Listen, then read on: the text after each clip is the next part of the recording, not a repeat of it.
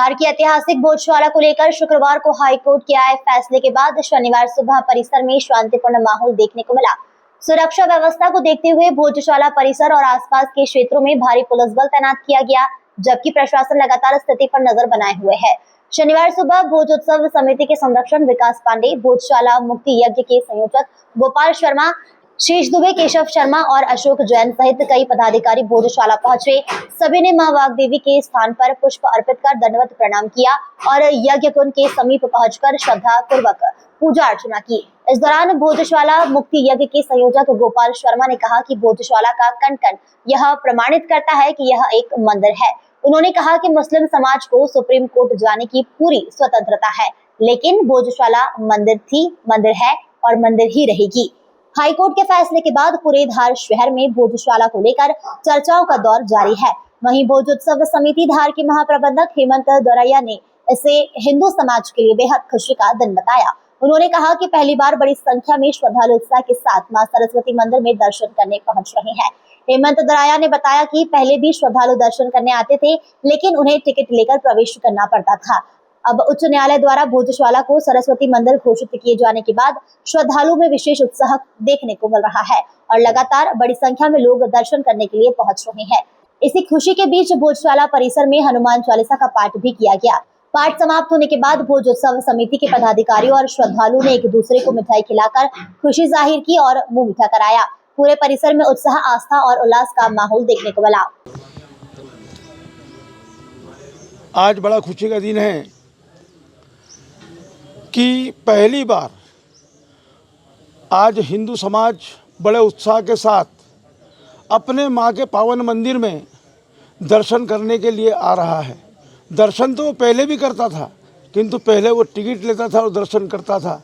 कल माननीय उच्च न्यायालय ने जब इस भोजशाला को सरस्वती मंदिर घोषित किया, तब से श्रद्धालु यहाँ पर आ रहा है दर्शन करने के लिए और उसे लग रहा है कि वे माँ के पावन मंदिर में पूजन अर्चन करने के लिए बिना शुल्क के जा सकते हैं।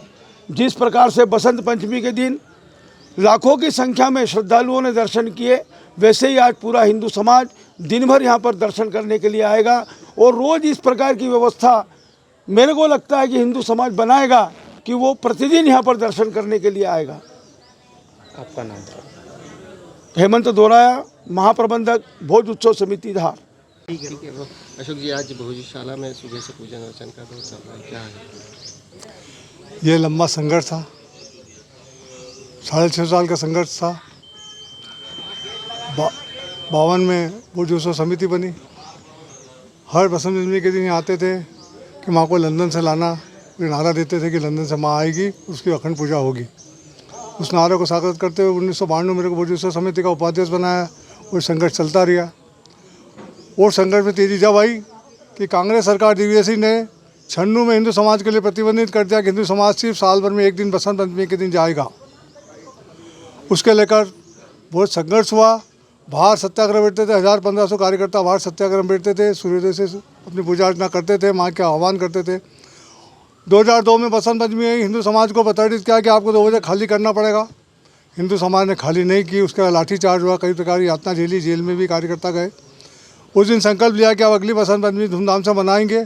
उसके लिए करीब 2000 कार्यकर्ता ने 1 साल का समय दिया, किसी ने 6 महीने का समय दिया, किसी ने 2 महीने का समय दिया और जन जागरण करके 1 लाख की संख्या इकट्ठी हुई 2003 6 फरवरी के दिन।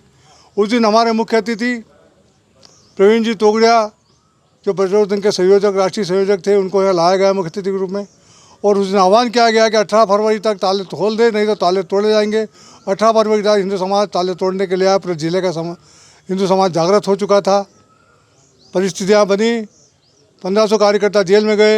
18 फरवरी दिन 3 कार्यकर्ता हमारे शहीद भी हो गए इस आंदोलन को लेके, मैं उनको नमन करता हूँ। और 8 अप्रैल 2003 को भोजशाला के ताले हिंदू समाज के लिए खुले हैं कि मंगलवार के दिन हम अक्सर पूजा फूल से पूजा अर्चना करेंगे। जब से कंटिन्यू पूजा अर्चना चलती थी, बसंत पंचमी शुक्रवार आती थी, फिर संघर्ष होता था, पूजा होती थी, परंतु हमने बसंत पंचमी के दिन भी भोजशाला खाली नहीं किए। और 2026 में 23 जनवरी के दिन पूर्ण रूप से पूजा अर्चना हमारी अखंड हुई है, किसी प्रकार का विघ्न नहीं हुआ। और वहीं से सुप्रीम कोर्ट को आदेश दिया गया कि इसका फैसला तुरंत किया जाए। 2 अप्रैल को तारीख लगी थी भोजशाला की उस दिन यह हो गया कि 6 अप्रैल से कंटिन्यू तारीख चलेगी, वो 12 मई तक तारीख चली, जिसमें जितनी भी पिटीशन लगी थी सबका माननीय न्यायालय द्वारा सुना गया और माननीय न्यायालय द्वारा खुद यहाँ आकर स्वयं आकर इसका निर्णय किया गया कि जो पुरातत्व सर्वे की जो 98 दिन की रिपोर्ट थी उसको देखने के हिसाब से उन्होंने सर्वे किया और सर्वे में लगता है कि माँ का मंदिर है। उसी को लेकर के जब फैसला हुआ वो लगा कि उन्होंने जो देखा उसी को उन्होंने सुनाया है कि यह माँ का मंदिर है, राजा भोज के द्वारा बनाया मंदिर है, पाठशाला है और हिंदू समाज इसमें अखंड पूजा अर्चना 24 ही घंटे 12 महीने कभी जाके पूजा अर्चना कर सकता है। ये हमको छूट मिली है और इस छूट के पीछे सबसे बड़ा हमारा जो कार्यकर्ता ने जेल में गए, जिन्होंने यातना झेली, जो रासुका में गए और जो 3 कार्यकर्ता शहीद हुए, उनको मैं श्रद्धा सुमन करता हूँ कि उनके कारण ही आज हमें माँ सरस्वती मंदिर भोजशाला में दर्शन करने की हमको अनुमति मिली है। नाम अशोक कुमार जैन, भोज उत्सव समिति संरक्षक।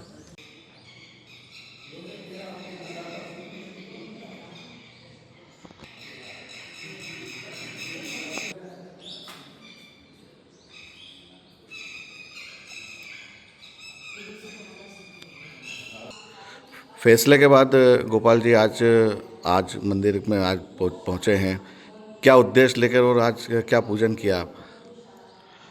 देखिए 720 साल से जो हिंदू समाज यहाँ प्रताड़ित हो रहा था, यह एक स्थान की लड़ाई नहीं थी, यह सनातन संस्कृति की जीत है।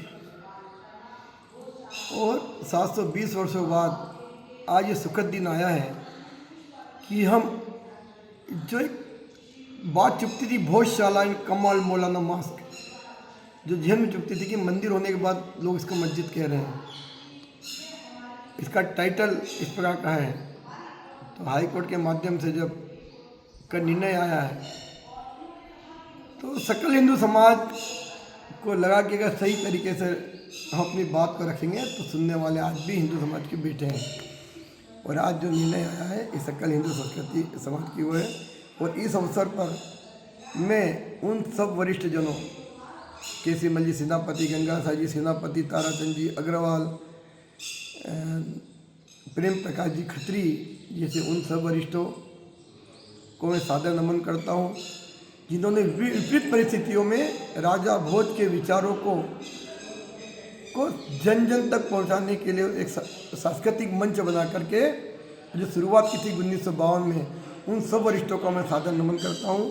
साथ ही इस अवसर पर मैं नवल किशोर जी शर्मा, जिन्होंने यहाँ का समाज तो संघर्ष कर ही रहा था, लेकिन उनके आने के पश्चात जो ये आवाज़ एक पूरे देशव्यापी बनी, वही भोजशाला को पूरे विश्व भारत में पहुंचाने का जो काम उन्होंने मार्गदर्शन और हुआ है, उस निश्चित ही वो साधुवाद के पात्र है। मैं उनको यहीं से नमन करता हूँ, उनसे आग्रह करता हूँ कि भोजशाला में आए।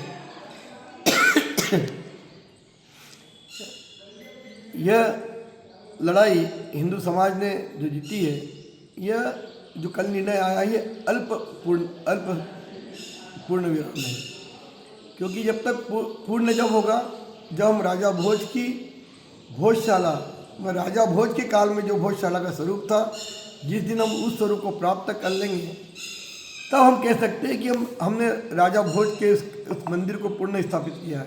अभी तो हमने कुछ क्षणिक एक पहला जो इसके ऊपर टाइटल लगा था, एक नासुर बना हुआ था, भोजशाला की कमाल मौलाना मास्क, आज भोजशाला माँ सरस्वती मंदिर हो गया है।